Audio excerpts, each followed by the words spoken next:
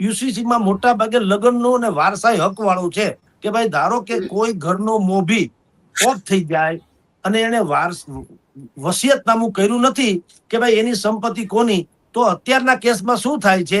કે પતિ પત્ની રહેતા હોય ને બે બાળકો હોય ને પતિ એ કમાઈને પોતાનું ધારો કે મકાન કે બે કારખાના કે ઉભા કરે, પતિનું ન કરે નારાયણને દેહાંત થઈ જાય અકાળે,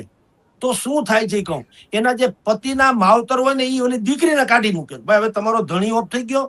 તમે જાણો તમારું કામ જાણે, આ બધું તો અમારું છે, મારા દીકરાનું છે એટલે મારું છે એમ, અથવા તો એના ભાઈઓ હોય ઈ કે આ તો અમારું છે તમારું કઈ નહીં. તો ઈ જે પ્રોબ્લેમ હતો એ વારસાઈનો ડખો પણ આમાં મટાવી દેવામાં આવ્યો કે યુસીસીમાં કે ભાઈ હવે એવું નહીં, વસિયતનામું ન કર્યું હોય તો પણ